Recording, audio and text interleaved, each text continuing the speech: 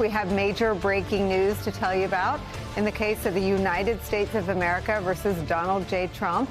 With permission from Judge Tanya Chutkan, Special Counsel Jack Smith has released a filing detailing never-before-seen evidence he has compiled against Donald Trump in his investigation of the federal election interference case. It begins with the defense of Jack Smith's entire case in light of the Supreme Court's immunity decision, which divides official acts from private acts, giving presidents immunity for official ones. It reads in part, quote, "The defendant asserts that he is immune from prosecution for his criminal scheme to overturn the 2020 presidential election because, he claims, it entailed official conduct. Not so.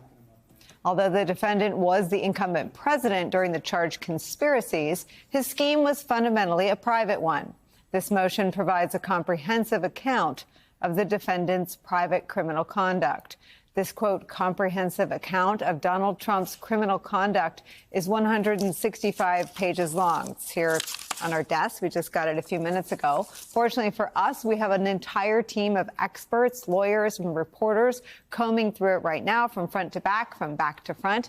That breaking news is where we start today with former top prosecutor at the Department of Justice, Andrew Weissmann. Also joining us, former U.S. Attorney and former Deputy Assistant Attorney General Harry Litman.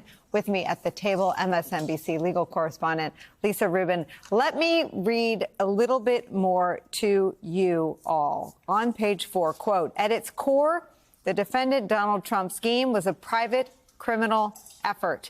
In his capacity as a candidate, the defendant used deceit to target every stage of the electoral process, which, through the Constitution, the Electoral Count Act, and state laws, includes the state's notification to the federal government of the selection of their representative electors based on the popular vote in the state, the meeting of those electors to cast their votes consistent with the popular vote, and Congress's counting of the electors' votes at a certification proceeding." At its core, the scheme was a private criminal effort. That feels like one among many of the headlines, Andrew Weissmann. Nicole, I don't like to jump to something that sounds like hyperbole, but there is no question that there are repeated bombshells in this submission. And I cannot tell you that I've finished the 165 pages. Let me tell you why I think this is so devastating. First, the prosecution recounts direct evidence against the former president.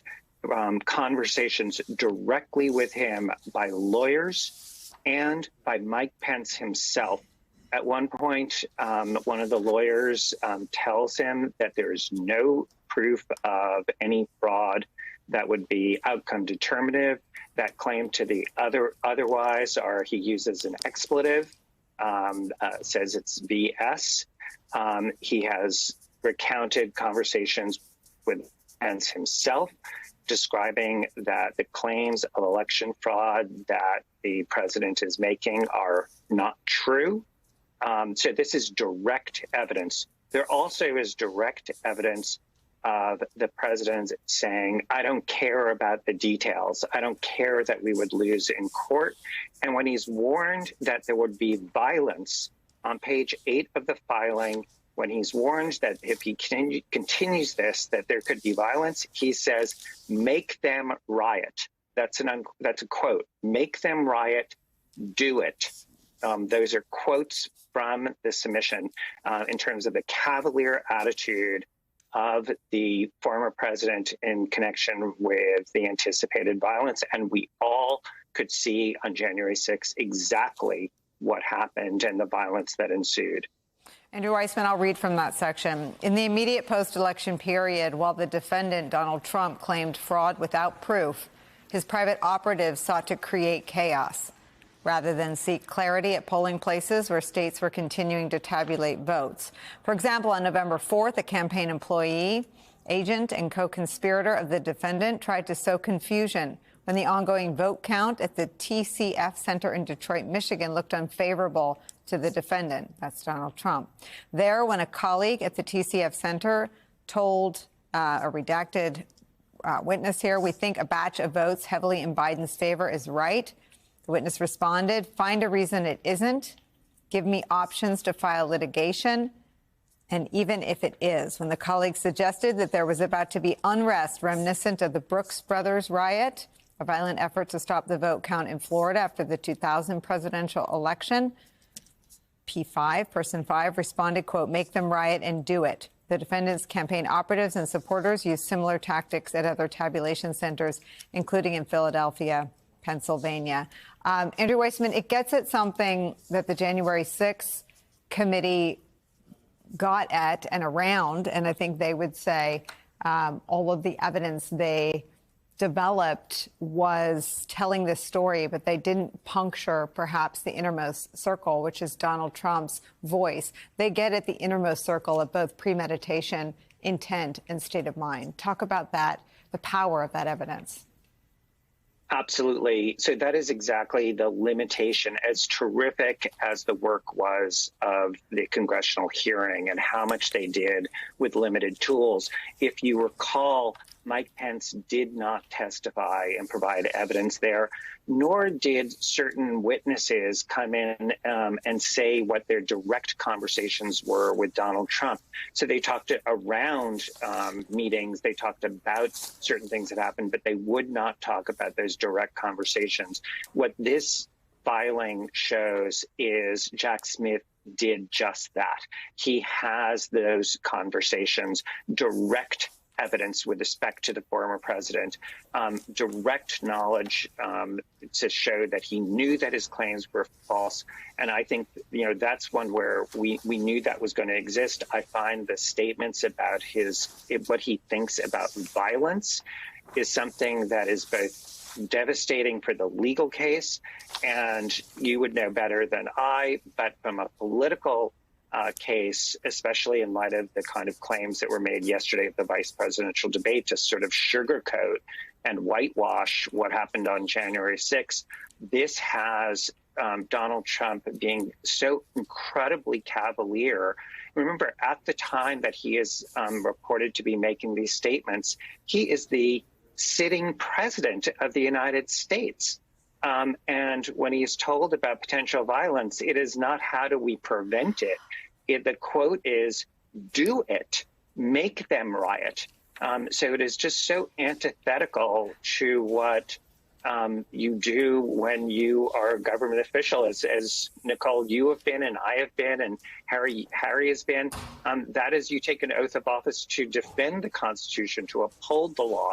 So those kinds of statements that Jack Smith clearly has are really devastating, I think, both from a legal perspective and then obviously potentially from a political perspective. Okay, I want to turn the conversation to Pence. I want to bring Lisa Rubin in, who just gasped upon reading something on page 142. I'll share what you read that made you gasp, and then let's dive into what we know to be new, and that is Mike Pence's voice on all of this. What we had were our eyeballs on Mike Pence's movements on that day. What we had were our ears on the sound of actually a disguised voice testifying before the January 6th Select Committee about the calls, the kinds of calls that came into the sit room back at the White House from Mike Pence's security detail. But we didn't know much in Mike Pence's own voice. We didn't know what he would say under oath as a witness in a criminal proceeding. But now we do. Let me read to you.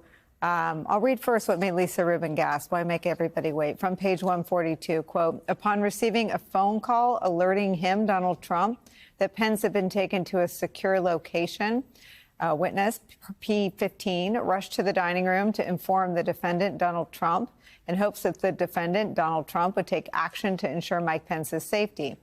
Instead, after this person delivered the news, the defendant, Donald Trump, looked at him and said only, quote, so what? Lisa? The cavalierness with which Donald Trump received that news certainly is news to me, and it goes to Andrew's point about a number of the allegations here not being just things we've seen before in the January 6th committee and in the transcripts that were generated by that committee's investigation. There's a whole lot of new content here, Nicole, and that is just one part of it. I want to also talk about the fact that while much of the public focus is going to be on the interactions between Trump and Pence and Pence as a witness before the government. There is so much else here outside of Pence, so that even if a higher court at a later point decides that those conversations really are off limits, it doesn't change the fact that, for example, there are huge chunks of this brief that talk about things that are solely outside the executive branch entirely, including a many-page-long section about Trump's outreach to officials in other states, including his infamous phone call to Doug Ducey, the governor of Arizona, his meeting with the two heads of the Michigan state houses in the White House, a call to then Speaker of the Arizona State House, Rusty Bowers, a call to Chris Carr, the then and current Attorney General of Georgia, and of course the infamous call to Brad Raffensperger. There's also a huge section on the fake electors scheme, which was largely perpetrated by people outside government, including then chair of the Republican National Committee, Ronna McDaniel, and Rudy Giuliani, as well as others. So I think the focus publicly today is properly on Pence because there's so much about that we don't know. But in terms of thinking about what the right legal outcome here should be, I want to make sure that people understand that there is so much here that is solely private in its nature that Trump and his team of lawyers can't get around. They may have delayed the ultimate judgment day, and depending on the outcome of the election, there may be no judgment day. But in a real court upholding the rule of law, there is a plethora of conduct here that is purely private and outside that presidential immunity ruling that should see the light of day at trial. And